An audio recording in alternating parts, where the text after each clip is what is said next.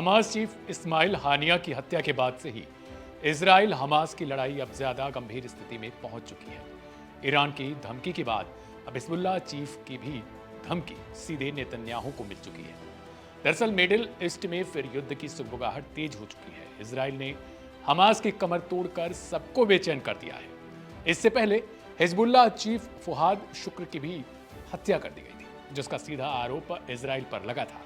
Hezbollah ने इंतकाम लेने की कसम खा लिया है। चीफ हसन नसरल्लाह ने इजराइल को धमकाया भी है और कहा है कि इजराइल ने सारी सीमाएं पार कर दी हैं और अब यह वह खून के आंसू रोएगा।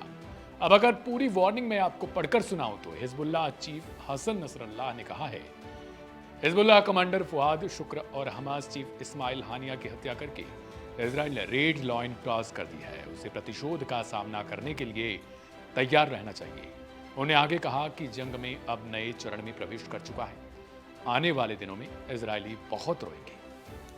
अब ये मामला यही नहीं थमता है, ये आगे भी चलता है, बल्कि जिसे धमकी दी गई है उसने भी हमले की धमकी दे दी है, यानी उल्टा एक दूसरे को धमकी भरे लहजे का इस्तेमाल किया जा रहा है। ठीक उसी समय एक भाषण के दौरान इजरायली प्रधानमंत्री बेंजामिन नेतन्याहू ने कहा है कि इजरायली अपने खिलाफ किसी भी अटैक के लिए तैयार रहता है और है भी।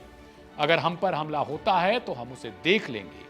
उन्होंने कहा इजराइल किसी भी परिदृश्य के लिए पूरी तरीके से तैयार है। हम अपनी रक्षा भी कर सकते हैं और सुरक्षा भी, और जरूरत पड़ने पर आक्रमण भी करेंगे। हम किसी भी क्षेत्र में हमारे खिलाफ अटैक की बहुत भारी कीमत वसूल करेंगे। वहीं हसन नसरल्लाह ने कहा है कि इजराइल को करारा जवाब मिलेगा। इसके बाद से ही हिजबुल्लाह ने इजराइल पर एक के बाद एक कुल 70 रॉकेट दागे हैं।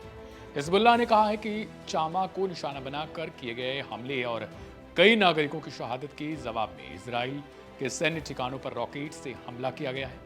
इजरायली सरकारी टीवी चैनल की माने तो कान जो सरकारी चैनल है उसकी तरफ से बताया गया कि रॉकेट पश्चिमी गैलिली की ओर दागे गए हैं, जिनमें से 15 को रोक लिया गया है और बाकी खाली इलाकों में गिरे हैं। कुल मिलाजुलाकर देखा जाए तो किसी के घायल होने की सूचना नहीं मिली है, क्योंकि इजराइल का डिफेंस फोर्स और उसका जो आयरन डोम है उसकी वजह से कुछ रॉकेट्स को मारने में ही सफलता मिल जाती है या आसमान में ही उसे रोक देता है।